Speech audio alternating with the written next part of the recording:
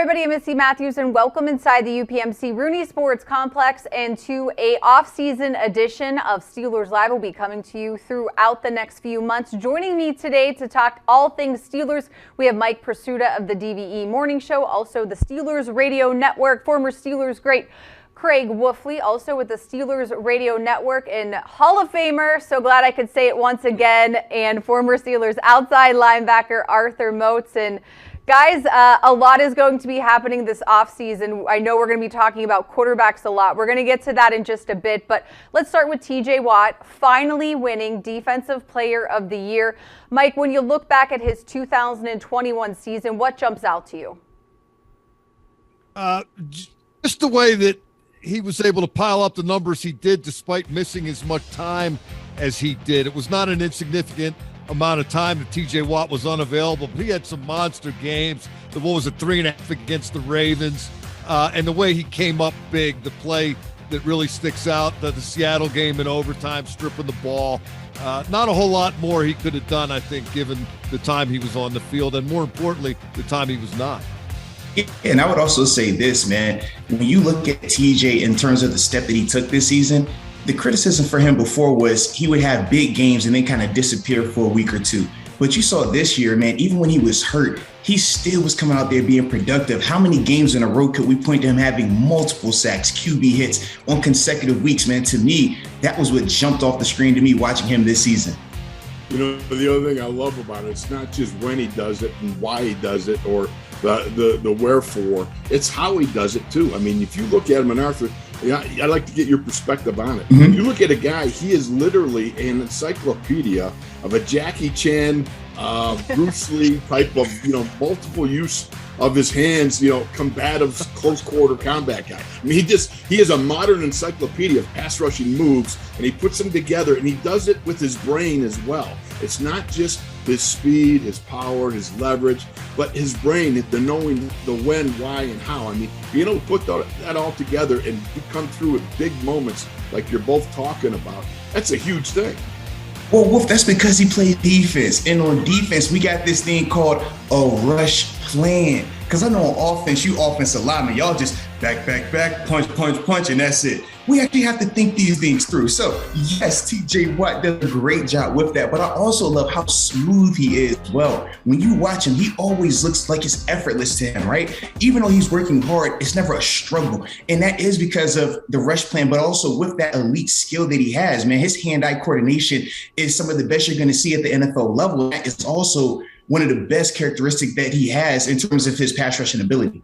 I like that we're a little feisty here in the offseason. And TJ Watt, Mike, I would say we understand what he's like on the field. A little different off the field. And when he accepted the award, he admitted afterwards, public speaking, not really his thing. We all know that from being around him. But there was a little bit of a threat at the end. I'm using this as motivation. Trust me. He watched JJ get the award so many times. Finally, he was able to get it. And, knowing TJ, I really do think that he does mean business. And who knows what's to come next season. But he is one of those guys that is probably already back training in Wisconsin and starting to prepare his body for 2022. There's no doubt about it. I would imagine he's probably completed a lifting session, a running session, and is currently ensconced in somewhere chainsawing out a block of ice and getting into the ice cold lake, hanging out there with his training session. For all of you guys, what can he improve on, if anything? What's the next step for TJ Watt? I think it might be one of those less is more deals, because I think the next step, not just for TJ Watt, not just for the Steelers, but for defensive pass rushes in general. Arthur, that thing you stumbled upon a minute ago, rush with a plan.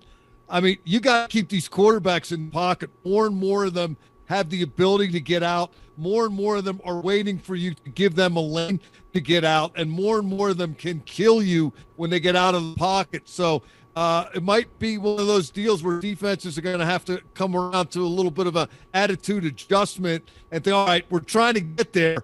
But job one isn't getting the guy on the ground. Job one is keeping the guy contained. And then if we get to him, we get to him. If not, we get our hands off. We do what we have to do. But fewer sacks might be more advantageous to keep the guys in the pocket at the expense of some sacks. Arthur, I don't know if you buy that or not. You have rushed the passer. You see how it's being done now. I'm curious to see what you think of that. Yeah, well, first off, I'm always biased. I'm always like, no, we want as many sacks as we can get. You can never have enough sacks. It's kind of like Christmas gifts. They always keep coming and always is great. But when you're talking about the context of a healthy defense and the context of a productive defense, that does become more of the forefront in terms of keeping these dual threat quarterbacks in the pocket. Because as you said, and as we've seen throughout the postseason, man, when a guy gets out the pocket, he's able to extend and ultimately, flip the field in some occasions. So without it, that is very critical. But the one area that I would say for me that I would like to see TJ improve in is just get you back to a regular offseason. You remember last offseason, he didn't get to have his normal training camp regimen where he's out there every day with his practice reps and going to the full extent because of everything that was going on with this contract. Now that that's out the window, man, I just feel like this year when he gets that chance to really fine tune his skills, really get his body in peak condition in terms of game shape, man, I think that the sky's the limit for him even more so because now he's not going to have to deal with the soft tissue stuff that he was kind of dealing with early on last season. No question about it. I think two things I'd like to see TJ be able to pump up the game on are, number one is his game brains. His game brains are already huge, but it's going to grow. As you know, Arthur, I mean, the more reps you get out there, the more you start to take in and you start to understand the rhythm and flow of whatever the complexities of the offense you're facing.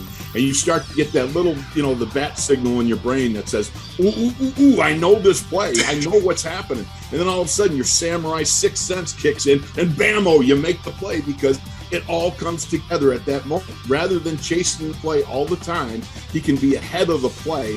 And I think that's just going to grow naturally. It's not something I want to see from him. I think that's something he naturally will grow into. As you know, that's just part and parcel of the process of becoming an experienced player. He's still a young buck in my mind.